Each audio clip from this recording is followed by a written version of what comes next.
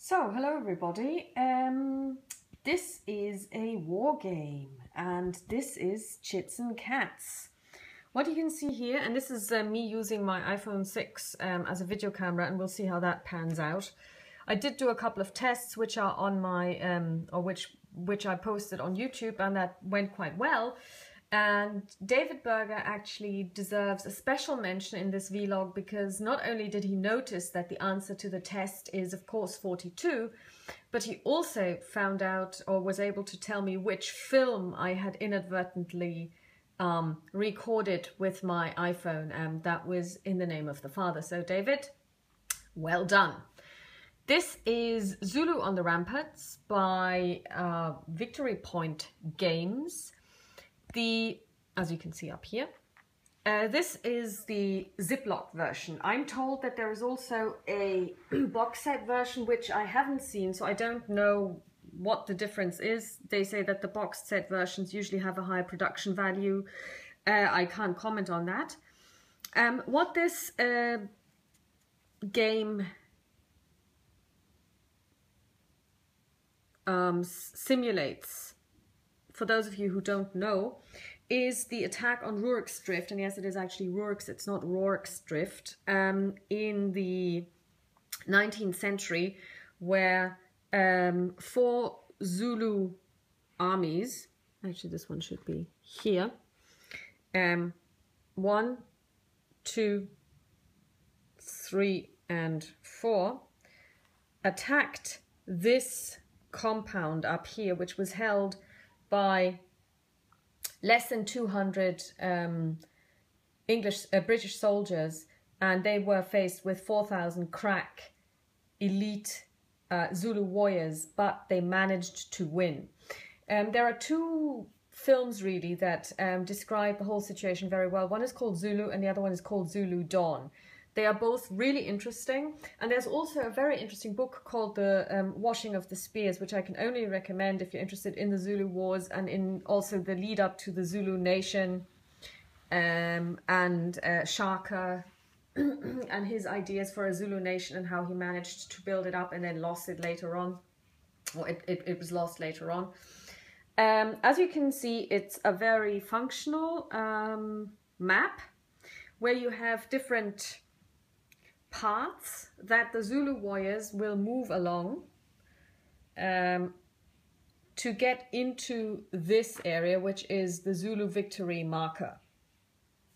Oh, this is I've had this game a long time, but this is the first time that I've actually unboxed it, and as you can see, there is a fold in here, but I didn't bring down my plastic cover, so it's a little bit problematic, but that shouldn't be a problem for playing. It's just a problem for the video.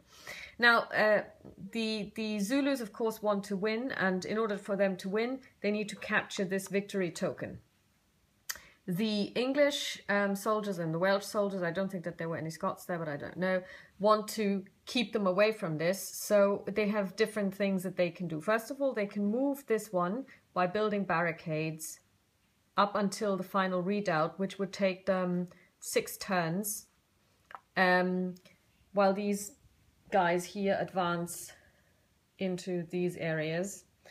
They can also shoot at the Zulus, and they can also perform other actions.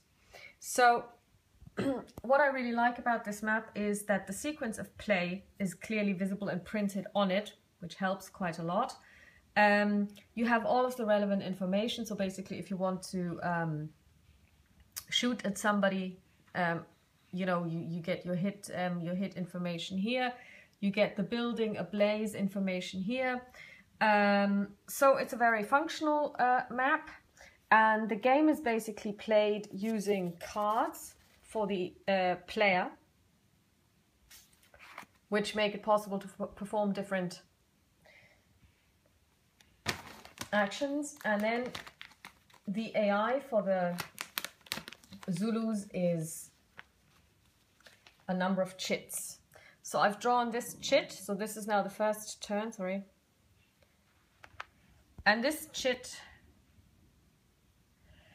denotes which of the armies will move. Now, The way the Zulus fought was the bull-buffalo way. So you have the two horns, which are the two arrows here, and you've got the chest, which is this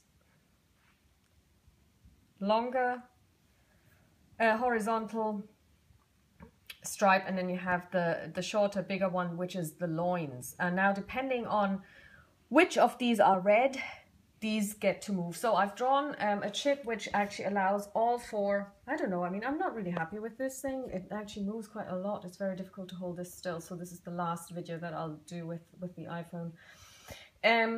So basically in this case, all four get to move because it says the chest, the two horns and the loins are all going to move because they're all red, and they all get to move one. So basically we move this one up here, that's the left horn, moves one, down here, moves one, moves one,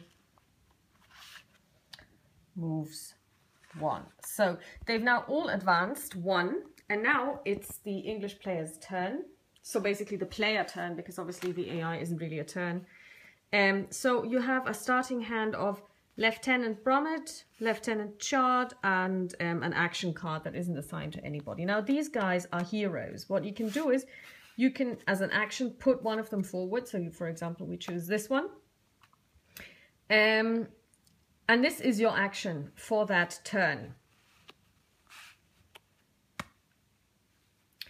Or you can also take another action if you have somebody who can actually do it. Usually you need somebody to do this for you, so you need to put forward a hero. You can also put forward another hero towards the end of your player turn. You could also think about shooting somebody, but seeing as they're all outside of range, because the range is 3, that's long range, and they're all in the 4, all of the Zulus are still in the box labeled 4, there is nothing really you can do. So it's a good idea to put forward a hero, because once the hero has been put forward, they can do different things. They can, for example, start building barricades. So if I've put forward a hero like this, on the next turn I can say, okay, this guy is going to start overseeing the building of barricades. So I can turn him over, for example, and then I move this one in here.